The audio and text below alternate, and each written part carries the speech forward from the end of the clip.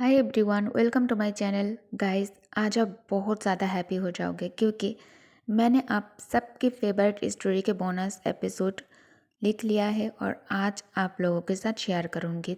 So let's get started. दोनों एक दूसरे की बाहों में खुद को पूरी तरह भूल चुके थे।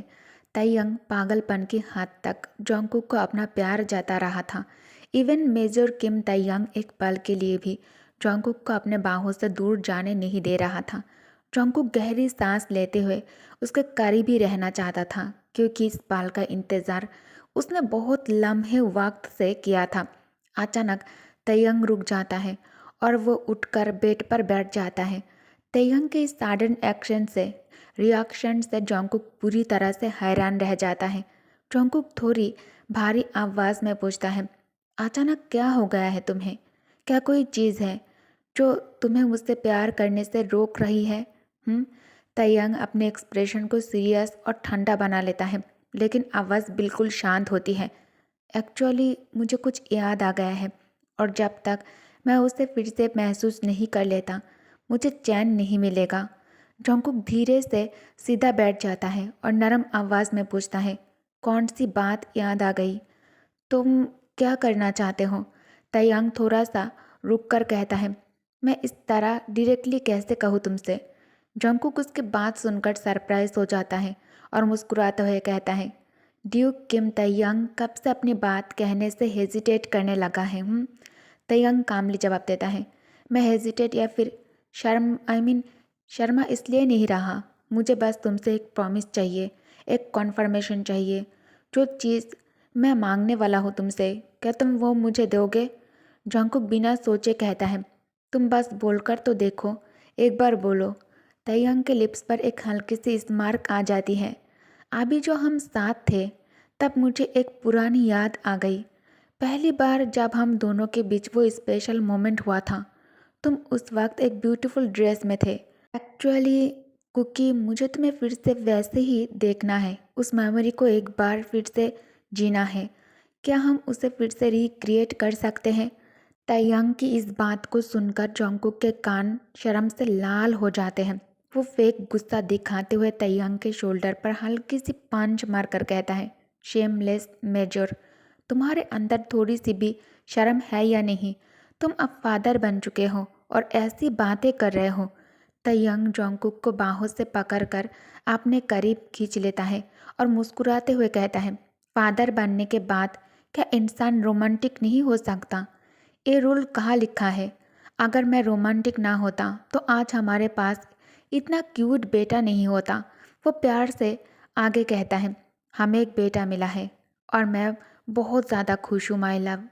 लेकिन कुकी, मुझे तुमसे एक प्यारी सी डॉटर भी चाहिए। इसलिए प्लीज़, क्या हम उस पल को फिर से जी सकते हैं? तैंग बिल्कुल बच्चों जैसे मासूम चेहरे के साथ जोंगकुक के सामने हाथ जोड़कर रिक्वेस्ट करने लगता है। उसका चेहरा इतना इनोसेंट और प्यारा लगता है कि जोंगकुक उसे मना ही नहीं कर पाता है। जोंगकुक शर्मीली आवाज़ में तयंग की ब्लू आइज में देखते हुए कहता है, नहीं, हम ऐसा नहीं कर सकते। सुहू कभी भी उठ सकता है। तयंग हल्की सी मुस्कान के साथ कहता है, नहीं, वो नहीं उठेगा। तुम इधर आओ मेरे पास। इतना कहकर जोंगकुक के रिएक्शन का इंतज़ार किए बिना ही तयंग उसे अपने बाहों में ले लेता है। जोंगकुक खुद को ड्यूक किम से दूर करने के बजाय उसके बाहों की वार्मथ को महसूस करते हुए उसी में खो जाता है। धीरे धीरे जोंगकुक अपने बाहों को तयंग के गर्दन के अराउंड लपेट लेता है और चेहरा थोड़ा सा ऊपर उठाकर अपनी चमकती हुई आंखों से तयंग की नीली आंखों में देखने लगता है। जोंगकुक मन ही मन सोचता है, क्या वो हमेशा से ही इतना इतना ज़्यादा गुड लुकिंग था या आज कुछ ज़्यादा ही हैंडसम लग रहा है? उसका मासूम सा चेहरा जिसने मुझे कभी उससे नफरत करने ही नहीं दिया। सच ये है कि मैंने जितनी भी तकलीफ झेली है अपने लाइफ में उसका रीज़न वही था। फिर भी मैं खुद को उससे प्यार करने से कभी रोक ही नहीं पाया। क्यों? क्यों मैं उसके लिए इतना ज़्यादा पागल हूँ? जंगकुक को इतना शांत देखकर तयंग थोड़ा झुककर उसके फोरहेड पर एक सॉफ्ट किस देता है और नरमी से पूछता है, what happened? Is everything fine? Jungkook की आंखें हल्की सी लाल होने लगती हैं।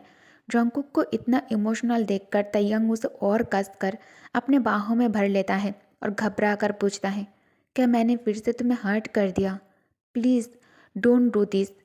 मैं तुम्हारी आंखों में आंसू का एक कतरा भी नहीं देखना चाहता। मैं वो पहला वाला ड्यूक किम तयंग नहीं हूँ जिसे तुम्हें रोते हुए देखकर सेटिस्फेक्शन मिलती थी।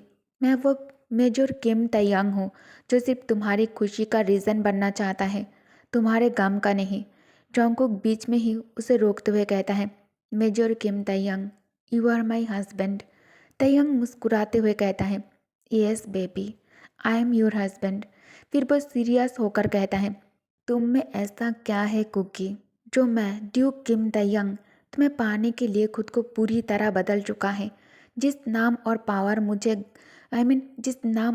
पर मुझे बहुत ज़्यादा घमंड था, आज मैं तुम्हारे लिए वो सब नाम, पावर, फैमिली, रेपुटेशन पीछे छोड़ने को तैयार हूँ।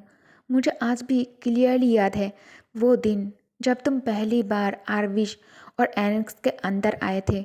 ना मैंने तुम्हें पहले कभी देखा था, ना ही पहले कभी मैंने तुम्हें जाना था और तुम्हें जानता था।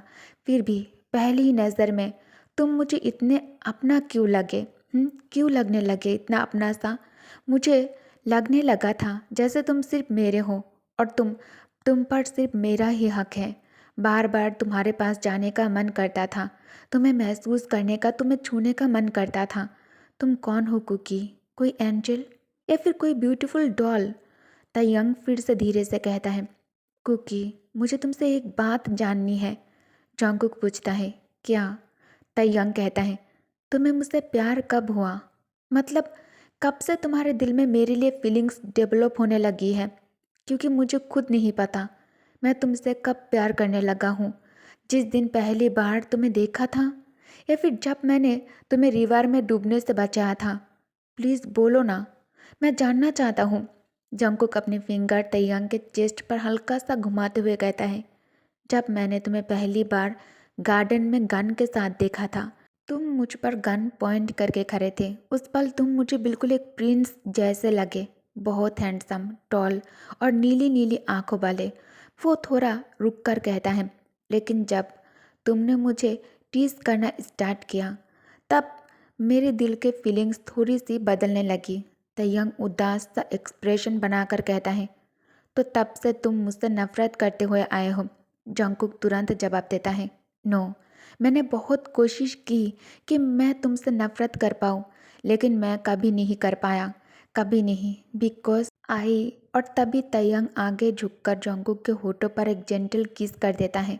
जंगकुक की आंखें सरप्राइज में बड़ी बड़ी हो जाती है। किस के बीच में ही तयंग हल्की सी स्माइल के साथ कहता है, because you love me, am I right?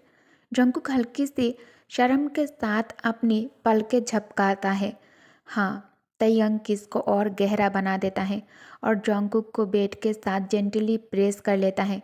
उसके एक्शन में पागलपन नहीं, बल्कि इतने दिनों की दबाई हुई लॉन्गिंग साफ नज़र आ रही थी, जैसे वो एक ही पल में सारी दूरियां, सारी गलत फहमियाँ और सारा दर्द भूल जाना चाहता हूँ। इतने दिन बाद अपने प्यार को इतना करीब पाकर तयंग कंट्रोल खो बैठता है। उसके लिए ये सिर्फ एक मोमेंट नहीं था, ये वो सुकून था जिसका इंतज़ार उसने हर रात किया था। जंगकुक भी उससे दूर धकेलने की कोशिश नहीं करता, बल्कि एक पल के लिए वो भी इस वार्मथ में खुद को खोना चाहता है।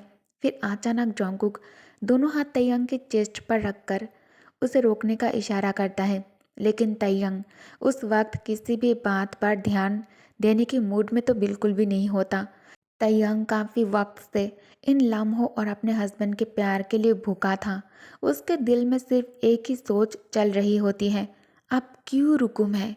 जंगकुक और उसके इमोशंस पर उसका हक है, क्योंकि वो सिर्फ लीगली उसका हस्बैंड ही नहीं, बल्कि उनके बेबी का फादर भी है। तभी अचानक कमरे में लिटिल सूह के रोने की आवाज़ गूंज उठती है। भूख से रोती हुई वो आवाज़ दोनों को रियलिटी में वापस ले आती है। बेबी के रोने की आवाज़ सुनते ही तयंग एक सेकंड भी वेस्ट नहीं करता। वो तुरंत जंगकुक को अपने बाहों से छोड़ देता है, जैसे सारा फोकस एक ही जगह शिफ्ट हो गया हो। सीरियस और थोड़ा वरिड टोन में तयंग कहता है, कुकी गेट अप। देखो मेरा बेटा क्यों रो रहा है, ज़रूर उसे भूख लगी होगी। जंकुक थोड़ा हिचकिचाते हुए उठकर बैठ जाता है। उसके बैठते ही तैयंग तुरंत लिटिल सूहू को उसके बेबी कॉट से उठाता है। बेबी को बहुत संभाल कर जंकुक के गोद में दे देता है, जैसे वह दुनिया की सबसे कीमती चीज़ हो। थोड़ी टेंशन और कॉन्सर्न के साथ तैयंग कहता है, कुक प्लीज़ जल्दी चेक करो, वो क्यों इतना ज़्यादा रोए जा रहा है। जंकुक बेबी को प्यार से देखते हुए शांत आवाज़ में कहता है, duke Kim please calm down, Suho को भूख लगी है। तंग बिना ज़्यादा सोचे तुरंत बोल देता है, अगर भूख लगी है तो उसे फीड कराओ। ये सुनते ही जंकुक का चेहरा शर्म से लाल हो जाता है। वो नज़र झुका लेता है, जैसे अचानक से काफ़ी कॉन्शियस हो गया हो। तयंग उस रिएक्शन को नोटिस कर लेता है और थोड़ा कंफ्यूज होते हुए कहता है, व्हाट, तुम मुझे ऐसे क्यों देख रहे हो। जंकुक धीरे से ऑलमोस्ट फुसफुसाते हुए कहता है, तुम थोड़ी देर के लिए रूम से बाहर जाओगे। तयंग आईब्राउज रेज करके पूछता है, लेकिन क्यों, मैं बाहर क्यों जाऊँ।